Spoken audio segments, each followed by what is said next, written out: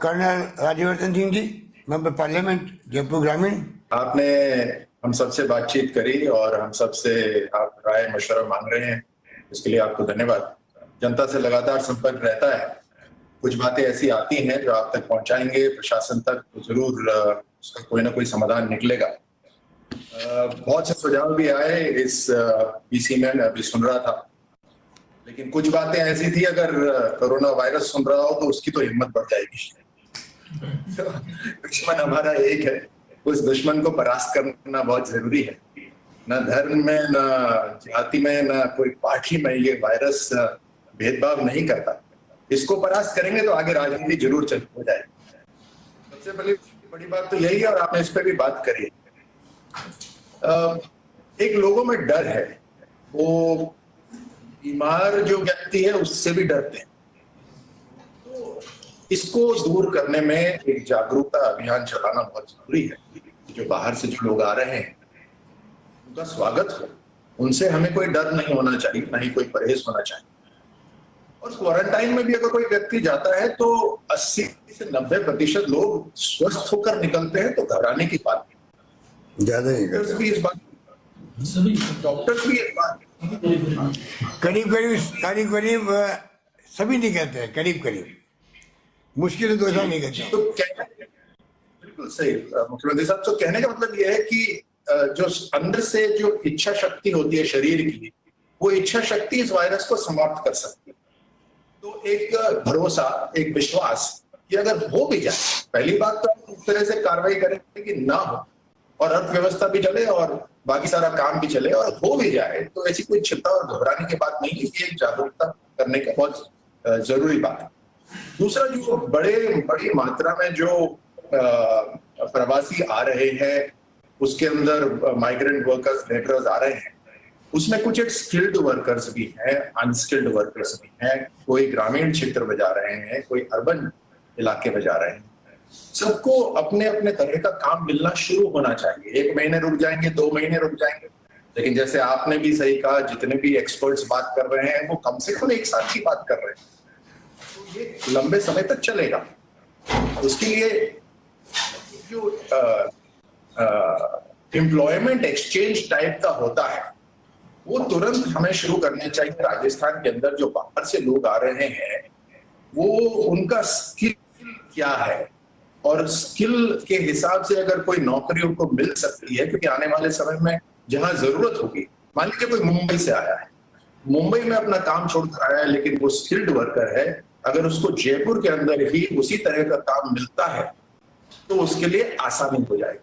तो इसलिए एक एम्प्लॉयमेंट एक्सचेंज टाइप इस तरह से होना चाहिए, जहां पे स्किल्ड जो वर्कर्स है उनको काम मिल सके। जो लोग ढूंढ रहे हैं स्किल्ड वर्कर्स को, उनको एक जगह पर इन सब का पता मिल सके। जो काम तलाश रहे हैं उनको भी एक जगह पे। उसी तरह जो ग्रामीण क्षेत्र के अंदर है, मैंने एक रिपोर्ट भी देखी थी टीवी में, बड़ी मात्रा में मनरेगा से लोग जुड़ रहे हैं। मनरेगा के अंदर पैसे की मात्रा भी बढ़ा दी गई है। अब जो बड़ी मात्रा में लोग मनरेगा से जुड़ रहे हैं, अभी क्योंकि बारिश का मौसम जल्दी आने वाला है, हम उसका लाभ उठा सकते हैं। पानी की भी समस्या की बात आपने थोड़ी देर पहले उठाई, हम इसका लाभ उठा सकते हैं कि जो पिछली सरकार के अंदर एक जल स्वावलंबन पर अच्छा काम हुआ, और जल स्वावलंबन कोई पार्टीबाजी नहीं है, वो हम राजस्थान के अंदर जितने भी हम सबका दायित्व बनता है। तो बोर, कुओं का रिचार्ज होना, चेक डैम खुदवाना, गांव खेत के अंदर कुंड बनाना, और ये बारिश से पहले अगर अभी शुरू कर दें हम काम, तो बारिश के अंदर जितना पानी आएगा उसको हम बचाकर आगे जो समस्या होती है पानी की, उसको हम सुलझा सकते हैं। हम वृक्षारोपण के ऊपर भी बहुत बड़ा एक अभियान चला सकते हैं मनरेगा के तहत, क्योंकि इतनी बड़ी मात्रा में लोग जुड़ रहे हैं उससे। तो आने वाले समय के लिए हम हमारी जो पीड़ा है उसको कम कर सकते हैं। राशन के ऊपर बात हुई, अलग अलग विधायकों ने बात करी। मेरे पास भी रिपोर्ट आती है मुख्यमंत्री साहब, इसमें कोई दो राय नहीं है। लोग, जनता कहती है नीचे जमीनी स्तर पर कि भेदभाव हो रहा है। आप अपने लेवल पर इसको यकीन करिए। मुझे लगता है कि एक टेक्नोलॉजी के माध्यम से, अकाउंटिंग के माध्यम से शायद ये जो भेदभाव कम हो सकता है, कि जो राशन डिस्ट्रीब्यूशन हो रहा है उसकी लॉगिंग होनी शुरू। कौन में कहां पर आपने डिस्ट्रीब्यूशन किया और दोबारा वहीं पर ही डिस्ट्रीब्यूट करने से पहले क्या दूसरे मोहल्लों के अंदर डिस्ट्रीब्यूट हुआ या नहीं, इस तरह से एक लॉगिंग होनी चाहिए, एक अकाउंटिंग होनी चाहिए।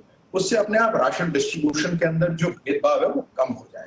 और मैं देख रहा हूं कि जनता इसलिए जागरूक आ रही है कि दुकानों के सामने उन्होंने एक बाड़ाबंदी कर दी है ताकि एक से ज्यादा व्यक्ति नहीं है। बहुत शानदार, मैं बधाई देना चाहता हूं ऐसे दुकानदारों को इस वीडियो कॉन्फ्रेंस के माध्यम से कि ये जागरूकता का एक बहुत शानदार पैमाना है, बहुत शानदार एक स्टैंडर्ड है कि हर दुकानदार अपने दुकान के आगे एक सोशल डिस्टेंसिंग को बना के रखे। बहुत बढ़िया।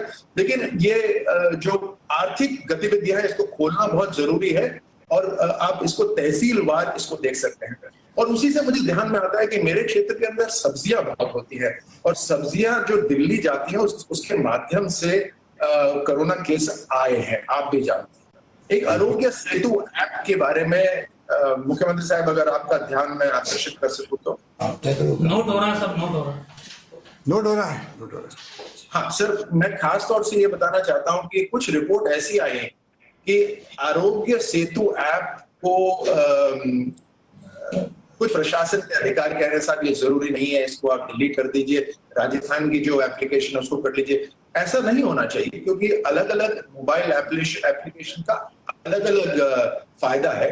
आरोग्य सेतु एक तरह से हमें बतलाता है कि जो बीमार व्यक्ति है जिसको या जो सस्पेक्टेड केस है कोरोना का वो कहां पर है, तो मैं अपने आप को उस व्यक्ति से या उस क्षेत्र से दूर रख सकता हूं। तो सोशल डिस्टेंसिंग का वो एक और अगर एडवांस्ड वो वर्जन है तो मुझे लगता है अगर ऐसा है धन्यवाद, ऐसा नहीं होगा।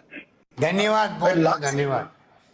लास्ट पॉइंट मैं आपको बतला रहा हूं कि ओपीडीज जो है वो ओपीडी दो तरह की होनी चाहिए, एक आइलाइकेसिस की और एक पुरानी जो बीमारियां हैं उसकी, बिल्कुल अलग अलग होनी चाहिए। जो इन्फ्लुएंजा लाइक सिम्टम्स की जो पेशेंट आ रहे हैं उनकी ओपीडी अलग होनी चाहिए और जो पुराने पेशेंट हैं, क्योंकि इस बीमारी में जो पुराने पेशेंट हैं वो मारे, उसका ध्यान रखना भी बहुत बहुत बहुत जरूरी है।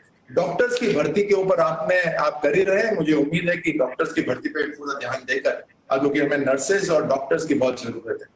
धन्यवाद सर। धन्यवाद।